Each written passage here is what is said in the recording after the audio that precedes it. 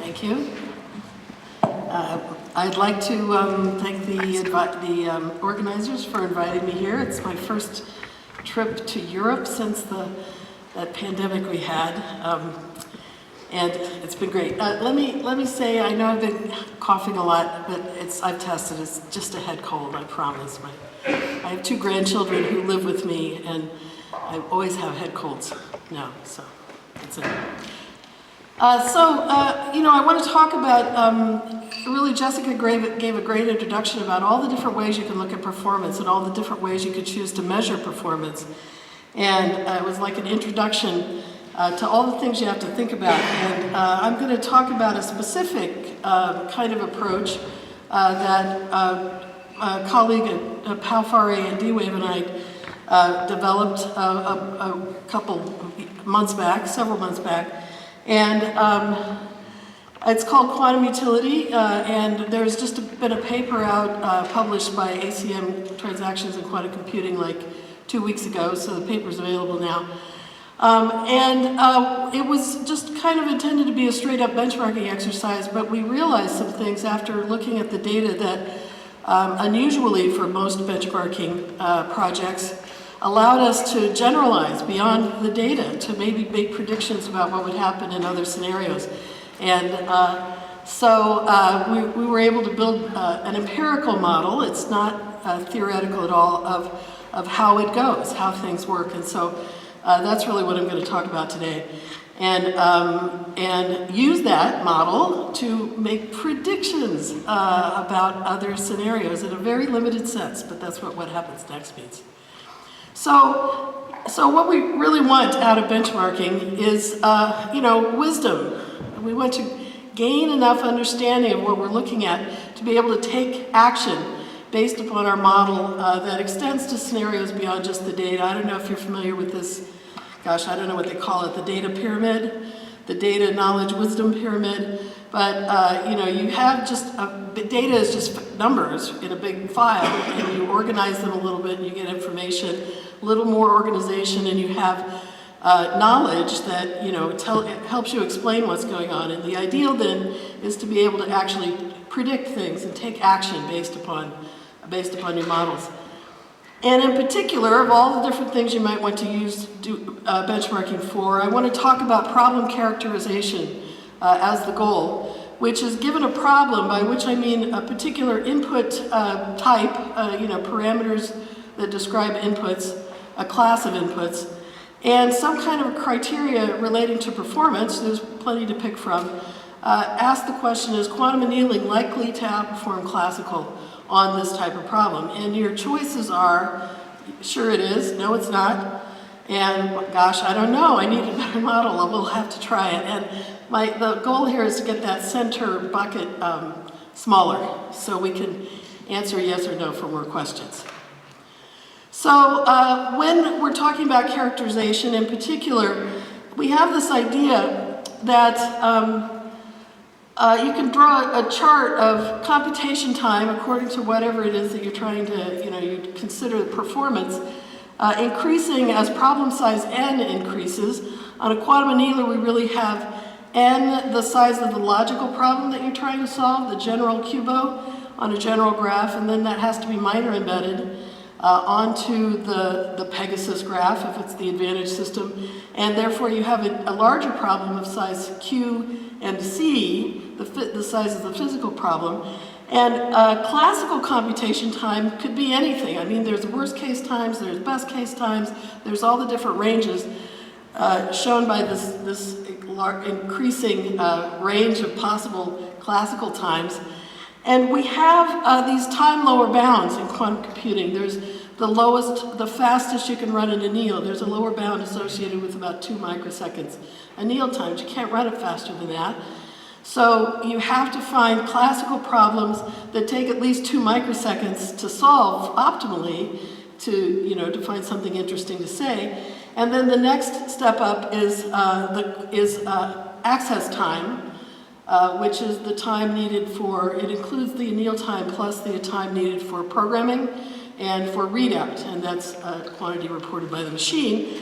And if you're going to find interesting problems where quantum can succeed in terms of access time, they have to be large enough problems that classical needs more than 20 milliseconds ballpark to actually solve the problem, because that 20 milliseconds is how much time it spends programming the chip. So it's that kind of a time-bound related view of performance.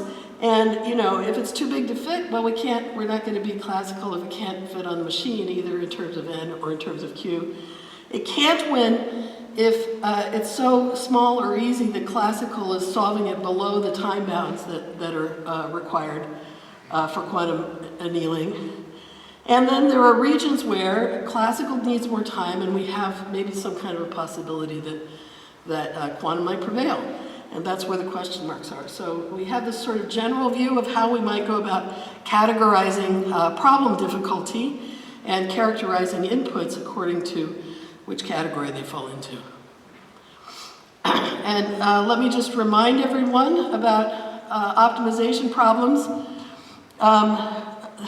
Did I just move the I don't know why the not equal sign is floating above. Well, I do know why, but it's not meant to. So in NP-hard optimization problems, as opposed to decision problems where NP completeness lies, assuming the P doesn't equal NP, then no classical optimization algorithm can guarantee to do all three things. Find optimal solutions for all the inputs in the input class in polynomial worst case time. But in optimization, it's fine if you want 2 out of 3. It's actually fine to, there are algorithms that can always find optimal solutions for all the inputs, but sometimes they can't do it in polynomial time. That would be like branch and bound. Its worst case is exponential time, but in many cases, it does a lot faster than that. There are algorithms that can find optimal solutions on some inputs in polynomial worst case time. That would be, for example, the fact that on a cubo, solving cubo on a planar graph is a polynomial time problem. If the graph is planar, you can actually do that in polynomial time. And there are algorithms that can't always find optimal solutions for all the inputs in polynomial time, but they're pretty good as approximation algorithms. They can always get within X% of optimal, but not optimal. So there are algorithms that exist in all of these different variations of categories, and you can view performance in any one of these dimensions or 2 of these dimensions or whatever. And we're really talking about optimization heuristics when we're talking about quantum annealing and simulated annealing and greedy methods and things like that. And we can evaluate heuristics all along any of these or any combination of these dimensions. So as it turns out, this difficulty of characterizing is famously hard in classical optimization performance. The no free lunch theorem is an actual theorem that applies to exact optimization solvers, the ones that solve everything to optimality.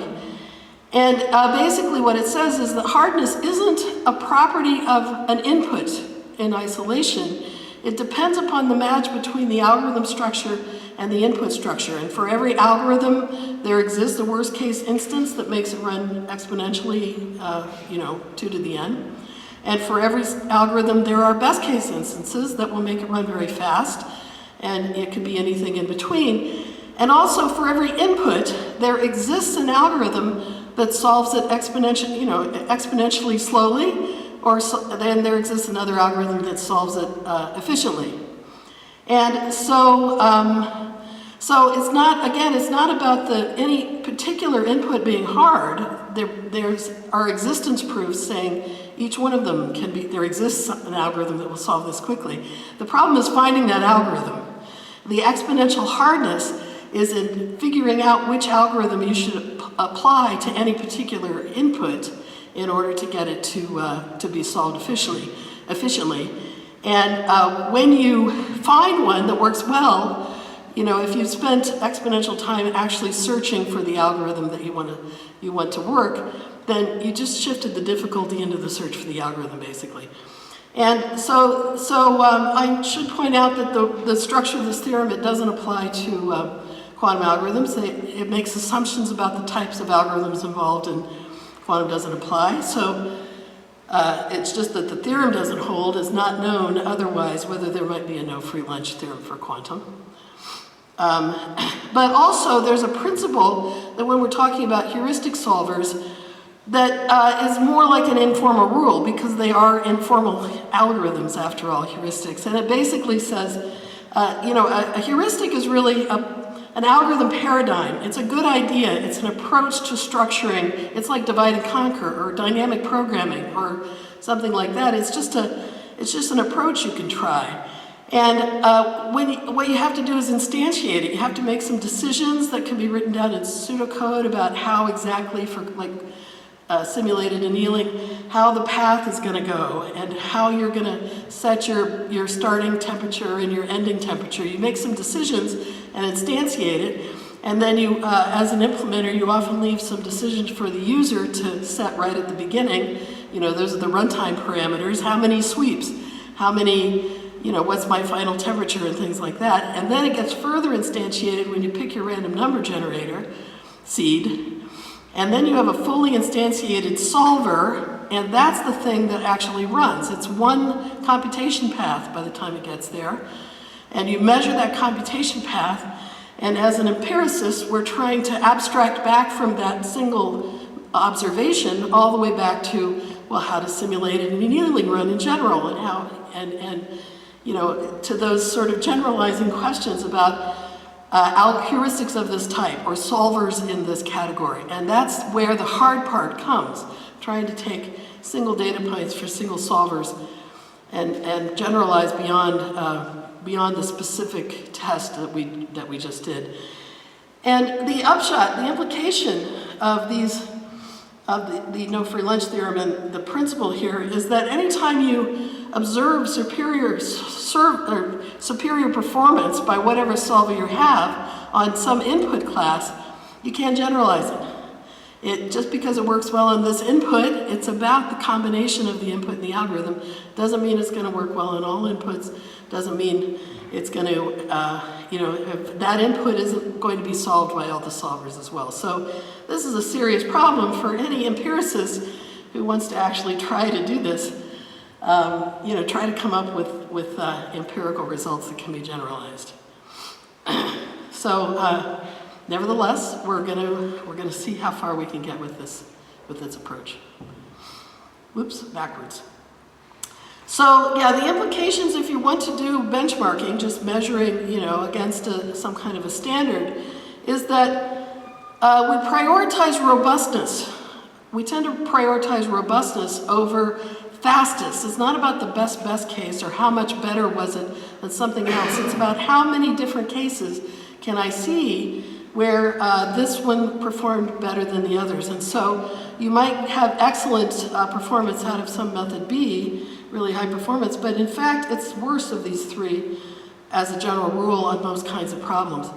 And so what we're really looking for is algorithms or solvers that are robust, that maybe they're never best at anything, but they tend to have least bad, worst case performance is the way to think about it.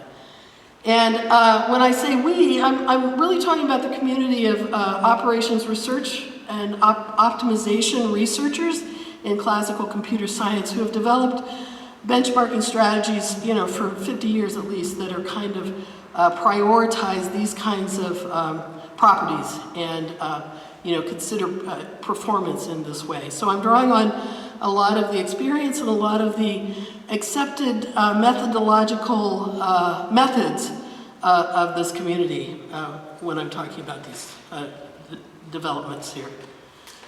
I'm trying to apply that to the quantum scenario.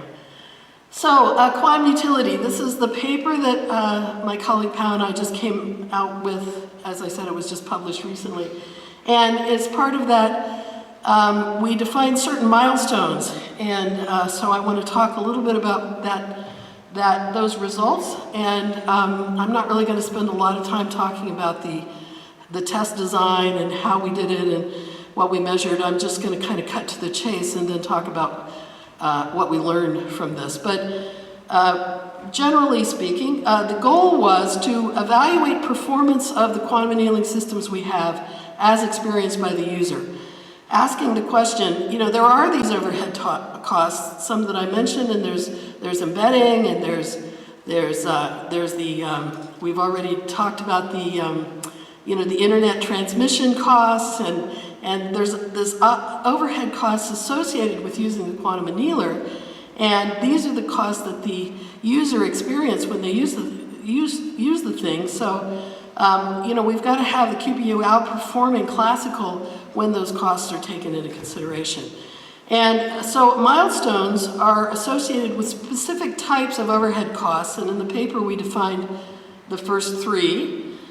And because this is really an optimization, I'll talk a little bit about our metric in a minute, but we are interested in both the runtime and the solution quality and the trade-off. How good is your solution for this amount of computation time, basically.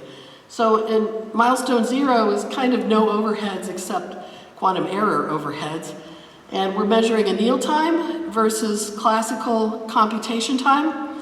After input and before output in the classical case, and we're looking at solution quality when we match the computation times. For milestone 1, we measure access time, that is including programming and readout, but we're also comparing you know, the classical and the quantum solvers, reading the same inputs, which are necessarily physical inputs, that are defined on the Pegasus chip, and comparing performance in solution quality there. And then milestone 2 is not so much a time overhead, but rather the embedding overhead, where we're going to measure access time, but the classical computer reads the original logical problem before it's embedded, and the quantum computer, of course, has to read the physical input after it's embedded. And so we compare, we run them for the same amount of time, and we look basically at the differential, you know, the different size. You have smaller problems versus bigger problems, and so what kind of a hit, what kind of a handicap is that for the quantum processor that it has to solve these larger problems? And so we didn't measure the actual embedding time in this particular milestone, but we just measured the effect of the different size on the computation time of the two inputs. So here's what we found. Cut to the chase. I told you this would be quick. I introduced a new category. It doesn't win, it sometimes wins, and it routinely wins. And we found a bunch of problems that, for the most part, were defined on the quantum hardware. And if you count anneal time versus classical time, the quantum processor is outperforming the classical solvers used. We found problems that are in the M1 category, also defined on the quantum hardware, on the physical hardware, where even if you count access time, the quantum processor is outperforming the classical solvers. And we found all of these cases in the M2, things that we found problems where we didn't actually test them because we could see that classical was doing just fine solving these problems in 20 milliseconds. And then we found problems that took longer than 20 milliseconds or above this access time lower bound. And we found problems inputs of all these different categories. So that was kind of the big picture categorization we were able to observe. And let me say, so I'm skipping pretty much all the details, and I gave a talk about the quantum utility study to the INQA weekly seminar, and at the end of the seminar, or the end of my talk, Paul said, well, I'm a TTS man. What does this have to do with TTS? And that was a great question, and I've been thinking about it ever since. So the reason for a lot of this is it's not TTS. It's a different performance metric that we looked at. And I think that if we had done something in terms of TTS in the same kind of graph, there would be, I'm not sure if there's anything that would have, that the quantum can outperform classical on in that sense. So I want to, at the end, I hope you'll have questions about, well, how does this relate to TTS? And it's really a matter of how you define performance, what you choose to look at in terms of the quantum processors, the metric that you're going to use, I think is the main point. So quickly going over milestone, 0, anneal time, no overheads. We didn't actually do this in the paper. We just found 15, we did a literature search and we found 15 papers where the authors measured, compared classical to quantum using anneal times as their measurement. And they found some kind of an example or a scenario, a demonstration of the quantum processor outperforming classical. So here's the big list. The paper has the citations, of course. And this was a whole different variety, or a whole big variety of different ways of looking at quantum performance, best solutions in fixed time. You set a time limit and say who got best. Better solutions faster is about drawing two curves and seeing if one curve dominates the other. Associating those. Fastest time to optimal is what you would do in TTS. Time to sample all low energy valleys of a distribution, and fastest convergence to a target distribution, which is, the quantum spin glass research, trying to come up with an accurate spin glass distribution.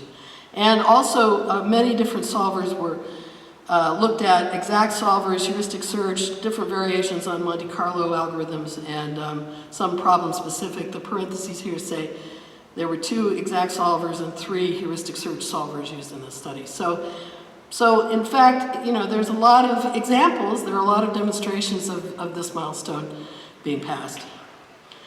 Oops, backwards again. So for milestones 1 and 2, we actually used the same test design for both of them. We had 13 input sets, 25 instances each. In milestone 1, every input set has a physical, it's either a native problem because it was defined that way, or it's been embedded, and so there's a physical version of the problem. And all the solvers in our set can read physical problems, so we looked at those for milestone 1. 8 of the 13 were logical problems that had both a pre-embedding and a post-embedding version. So milestone 2 was about the 8 inputs that could be solved by logical solvers.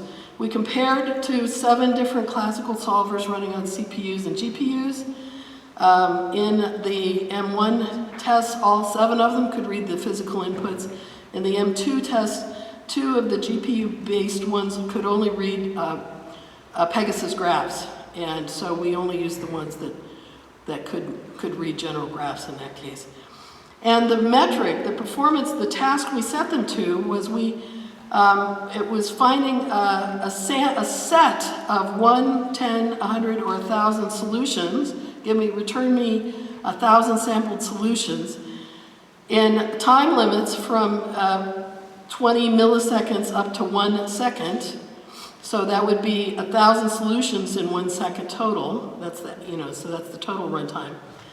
Return me solutions, under the scenario, a combination S and T is a scenario. And, excuse me, we measured the sample medians of the sets that they returned. And this was just nothing more than did you win the category or not, but for each of these scenarios and for each of the inputs we tested, a solver wins if it is getting best sample medians for at least half of the 25 instances in the set, and a solver fails if it can't return enough solutions in that runtime. Like if you can't return, none of the solvers could solve, were able to return 1,000 solutions in 20 milliseconds. It just can't be done. And so of the 24 possible scenarios here, we only found 19. Well, there were 19 that the QPU could solve in access time. And so we didn't test the ones that we could tell were not going to go. And we're looking at this robustness property that is interesting in optimization research. How many wins and how many fails do you see? Note that it's possible to neither win nor fail. You can, I'll call that compete. You return some answers, but they're not the best solutions, so you just qualified. I'll also point out that we instituted a strict fair test policy. If you have these instantiated solvers and they offer runtime parameters for tuning, then tuning counts as part of the cost of the overhead of using that solver, whether it's classical or quantum. And so as much as possible, we used default parameters or used auto-tuning, like algorithmic tuning procedures, and those algorithmic tuning procedures were considered part of the computation time of the solvers. And we also screened the inputs for hardness, as I mentioned. If we found inputs that were so small that we could tell from the get-go they're being solved to optionality before 20 milliseconds, then we omitted them from this test because they're too small for us to learn anything. All the kinds of things that Jessica was just pointing out, not just a couple hours ago. So, milestone 1, access time. These are the 7 solvers that we used. And here are the results of all the 19 scenarios, and in each one there were 13 possible inputs. And you can see that, this is the number of samples, this is the total time for all the samples, and when the samples is high and time is low, that's when the solvers can't produce. So, but in all of these cases that we did test, nearly all of them, all but 3 out of the 247 tests, the QPU is providing better sample medians in the required runtimes. So that's what I would call routinely does well. And I'll also point out that in terms of the classical fails, they kind of occurred around this boundary here where time per sample is smallest.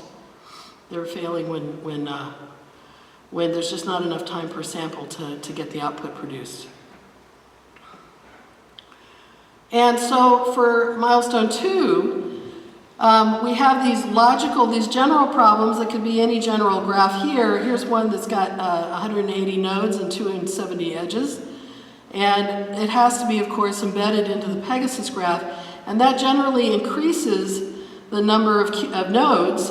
Here it went up to 248, and also the number of edges, because you have to build these chains. Everybody knows about chains, right? When you're embedding, you have a high degree node over here. It has to be split into several low degree qubits over here, and they're connected by chains. So that adds extra qubits and extra couplers. And so in this case, the physical problem is about 1.4 times bigger than the logical problem. And that's what we were looking at in this second milestone. Thinking about the size differential, what kind of an advantage does classical get from solving these problems, whereas the QPU has to solve these problems? So milestone 2 wasn't a universal success. The QPU was able to win in 20% of the tests, and in particular they were concentrated on 3 of the inputs. The one input, it won in all but the one case where you had a full second to return 1 sample. And it won in 2 cases on this BPSP. These are the binary paint shop problems that Volkswagen defined, if you're familiar with them. And then also on a third, deregular, those are 3 regular graphs basically, and we saw some wins there as well. And as it turned out, those were the 3 largest inputs that were in our set of inputs, of embeddable inputs. They're quite sparse. And in terms of problem size, those were the 3 largest problems. And what is also intriguing is you see that classical fails more often in the same area where the QPU is winning. And those are the places where we have the largest inputs. Certainly the Pegasus inputs were, certainly the largest. And those are the cases where time per solution is lowest. So the big question that struck us at that point is, how do we explain this? How can we understand this disconnect? The things that are easiest for the quantum processor are hardest for the classical solvers. I'll allow you a moment to think about that, but I'll tell you the answer by the end of the show here. So that's our question. How do we reconcile this question, this problem, this disconnect? And so in order to look at this, I'm going to actually focus on 3 representative inputs. This is a list of all the inputs we used. The ones from 3D lat and below are the logical ones, and then there were these 5 native problems that were designed directly on the Pegasus graph, and they don't have to be minor embedded. Nat 1 is native problems with plus minus ones, their spin glasses, plus minus j equals plus minus 1 on the qubits. 3D lattices are, 3D grids of little squares all stacked up on one another. They use a custom embedding, but they all have chain length 2, and so that increases your problem size by, it doubles your problem size to run it implement it on the quantum annealer. Again, they have plus minus 1 weights. And then SK are the Sheraton-Kirkpatrick graphs, which are cliques, fully connected graphs. We could fit the biggest one we could fit was of size 175, and it used 15 times as many qubits to deal with the chains. So these are kind of the 3 extremes of the problems that we looked at in the full set. And let me talk a little bit about how parameters worked. And I'm basically going to talk about random and greedy solvers, the simulated annealing solver, and then the QPU. And generally, this is just this is a cartoon, a great word from physics, of how it goes, and on problems of big enough size. And what happens is, a greedy solver is just starting with a random solution, rolling downhill until it finds a local minima, report the answer, start over, roll downhill, report the answer. And so you can get a lot of solutions quickly, and you're sampling basically from the distribution of local minima that are reachable from a random start. That's, the quality, solution quality you're going to get is based basically upon that. The simulated annealing solver that we use, this is NEAL, which is the public, the one available to the public, has a parameter called number of sweeps, and you can control how much work it does, how many sweeps it's going to actually, run in order to get to its final solution. And so if you need only one solution in 100. What did I write? 100 milliseconds in my diagram, then you're going to set that parameter to maximize work and do the best you can after enough sweeps to use up that time. But if you need 10 samples in that same time, then you have less time per sample, less work per sample, and it can't go as far in its sweeps, and so you're going to get lower quality solutions, higher energy solutions, if you have to get more solutions from the scenario. And the quantum annealer has, in my diagrams, these are all 20 milliseconds. I think the advantage 4.1 it's more like 16 milliseconds, but we're just looking for a ballpark figure. It has this enormous programming time, and then the anneal times in this diagram are the half a dot. They're in microseconds, right? 2 microseconds, 20 microseconds. So they're very small compared to the access time. And then the other half of the dot is the readout. Readouts take about 200 microseconds. And so if we set anneal time to be 200 microseconds, it would be exactly that, and they would match. And so that's pretty darn fast, even compared to greedy and these other solvers these days. Excuse me. And you can bang out a lot of solutions once you've got programming time completed. And in this diagram, just as a heads up, what we chose to set anneal time equal to readout time, like this, and we chose to set the total number of reads to match programming time, and so that maximizes the utilization of the anneal. And then we would introduce reprogrammings. So it would look like this, and those of you with good eyes can see the second time we programmed it, we randomized a parameter a little bit. I'll talk about that. And it shifted the distribution slightly downwards. You got better solutions slightly. We could have gotten worse ones. We're making random choices there.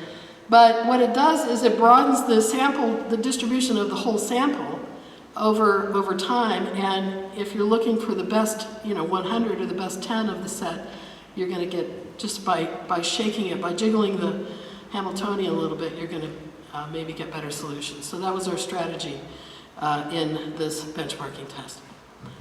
All right, so let's look at 3 representative inputs of these type and the performance of 4 solvers. And how am I doing for time? Halfway? 5 minutes. Say again? 5 minutes. 5 minutes, okay. I'll speed it up a little.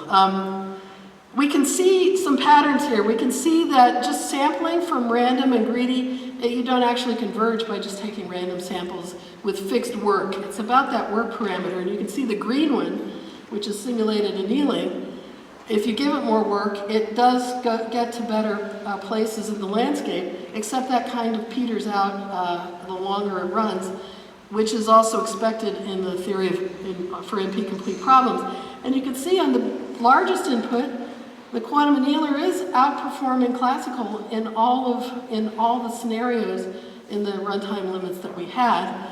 On the 3D lattices, quantum is outperforming simulated annealing at the small runtimes, but not at the largest runtimes. And so that's how you get that. Sometimes it works and sometimes it doesn't. And then on the smallest inputs, the Sherrington-Kirkpatrick, quantum's just somewhere in the middle. And the classical solvers, although this input passed our test of hardness, it takes at least 20 milliseconds in order to get an optimal solution. In the median case, these are minimum cases here, you can see that it actually is so small that classical is just eating it for lunch and quickly finding what appear to be optimal solutions. But let me remark that, since all these solutions are agreeing here at the bottom, that's why we think they're probably optimal. We didn't actually test. But you can also see the separation of the first, second, third excited states in this logarithmic plot. So ground state, you can see these horizontal striations. So even though the quantum annealer is doing middle of the ground work, it's getting within the 5th, 6th best answer in the set. And in the grand scheme of things, getting 6th best solutions is not so bad.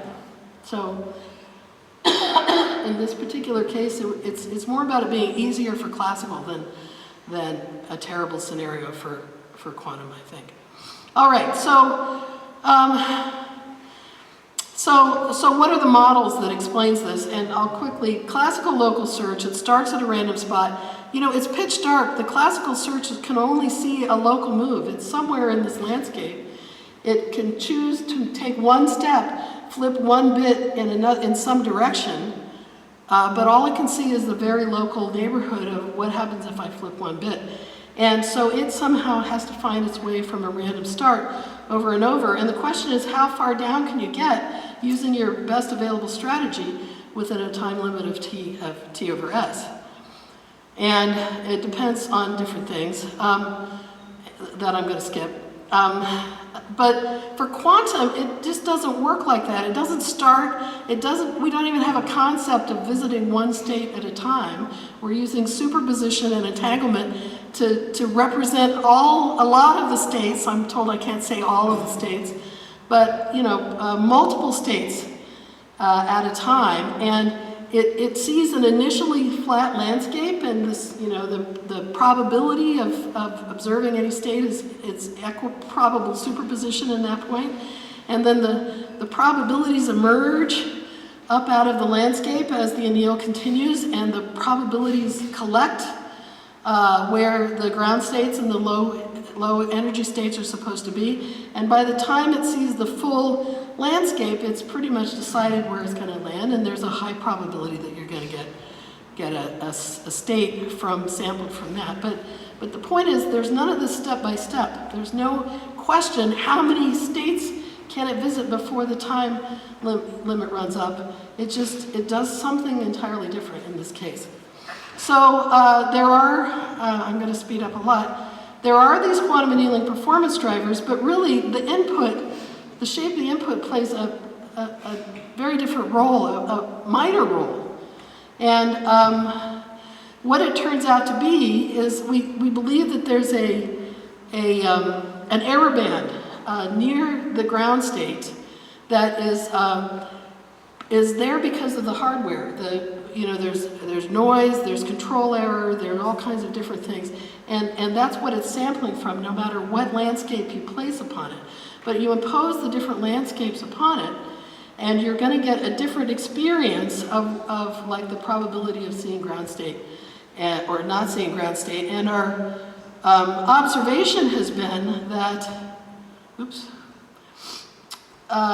in terms of problem size and scaling and problem size, there's a threshold up to which you can find ground states easily, and then finding ground states gets much, much harder, but finding states within a small proportion of optimal, within a small approximation ratio, is no problem at all. And there's a separation in the computation times to stay within the energy band, no problem, as opposed to finding the optimal state within that error band.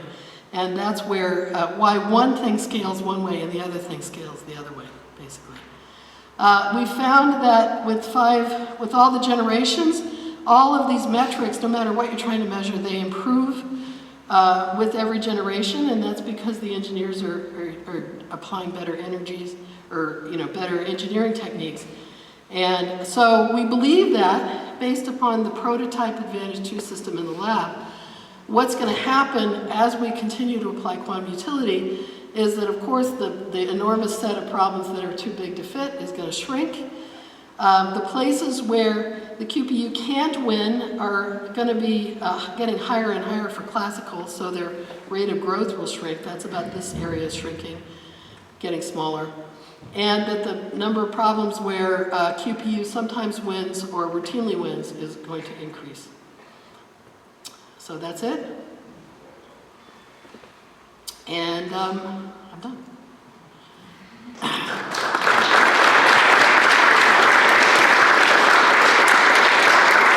Thank you. Do you have any questions or comments?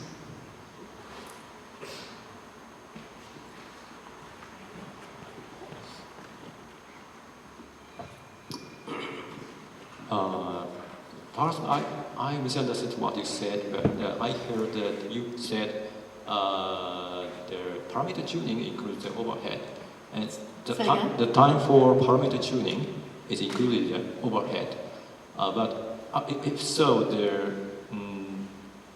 performance strongly depends on the algorithm we use for parameter tuning, and also the overhead may become huge. And is the result of the performance robust? This is the common choice in classical optimization solver benchmark comparison. Yeah. So this is the common approach in classical optimization when you're comparing optimization solvers. Is normally they're only allowed two parameters. Here's the input, and that's one of them, and here's how much runtime you have. And everything else has to be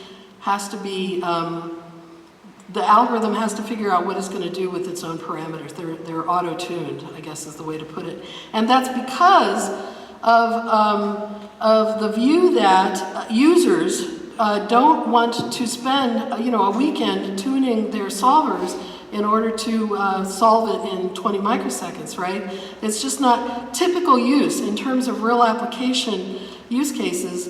The user doesn't expect to have to spend a lot of time fiddling with it. Now, certainly in a lot of scientific applications and in benchmarking for scaling purposes and other reasons, it's perfectly fine to spend a weekend finding the best case, the best use of the solvers you have.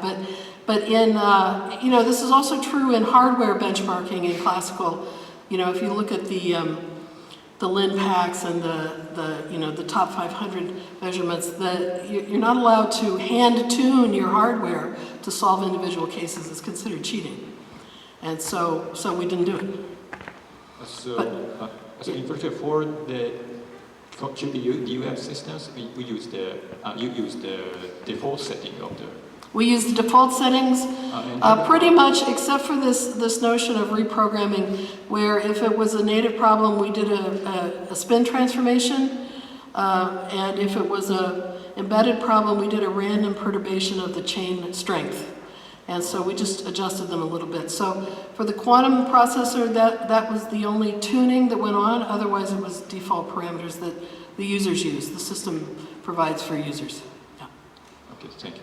Mm-hmm. I do think that if you're trying to get to optimality, you probably do need to do that tuning, but not necessarily if you're just trying to get close. Yeah. Yes, thank you, Kathy, again for a very interesting talk. Well, something that caught my attention because we, in our first attempts at benchmarking, noticed that when we are trying to solve fully connected problems, that's where we tend to see the advantage coming from the annealer to be least compared to classical solvers. Is that something that we should expect? Because I thought I picked up in your presentation something to that effect. Yeah, well, not quite least, but because let me see if I've got this. The problems that we actually rejected as really being too easy for classical were not complete problems. They were larger than the clique problems that we had, but they were quite sparse and still kind of too easy. So these clique problems, we actually had 3 of them, were hard enough to qualify for our tests in that sense. But on the scale of all the different problems, yeah, they were the easiest ones. The quantum processor couldn't, in our M2 tests, the quantum processor couldn't, overcome that 15-fold difference in size. It was just too small and easy for the classical solvers. Okay, so it's a matter of size, right? So the next generation of machine will probably start seeing that difference more pronounced. That's what we think, yeah. For example, the access times, I've been at D-Wave for 10 years, and the access times have gone down. So the next generation is going to have the same access times probably, but the problems will be bigger. So that will be harder for classical, but but quantum will do better because of the noise reduction, and the pink band is getting smaller because of engineering techniques. So maybe not enough quite yet, but we're kind of expecting eventually the problems will be big enough that we'll win by leaving classical behind, if that's the way to put it. And a quick follow-up, when you were comparing the times, you compare one QPU chip with how much of classical resources? Always, for classical, we always did after reading and before printing, after input and output. So that was always basically the pure compute time in all cases, because we figure if we can outperform it that way, then. Well, there were 3 GPU implementations that used all the cores, about 2,000 cores, I think, 2,000 something. Yeah, Kathy, hi, nice talk. What was my question? Yes, so at one stage you said that you may have difficulty getting the optimal solution, but you can get a pretty good solution quite efficiently with the D-Wave machine. And that's presumably a pretty general result from any heuristic as the trade-off between optimality and time to solution or whatever metric you like. So is there any evidence that says that this trade-off works better for D-Wave than for classical heuristics? In the sense that I don't know of anything that runs as fast as the red greedy and gets you solutions as good as the red greedy as the quantum annealer. So the quantum annealer here is running in constant run times. We actually used the constant anneal time. So it ought to be not improving due to longer anneals. It's not doing more work per solution. It's simply being used as a greedy sampler. And I think it's the difference between starting at random and having to work your way down and starting at a ground state that's growing, but always tracking the ground state. And those two will separate as the problem size increases.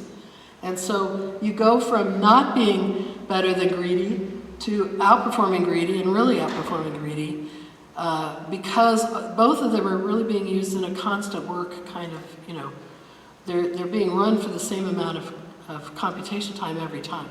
You can't control that with greedy, it just rolls down the hill. But you can control it with quantum annealing. And we chose constant 200 microsecond anneal times. So it's not doing more work per solution, it's just being used as a sampler.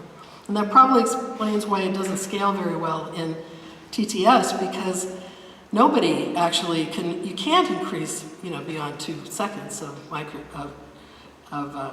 anneal time. So everyone's using it as a sampler and then measuring how well does it, as a finite work sampler, and then measuring how well does it converge to optimal. And I think the answer is not very well if you don't apply more work. If you see what I mean.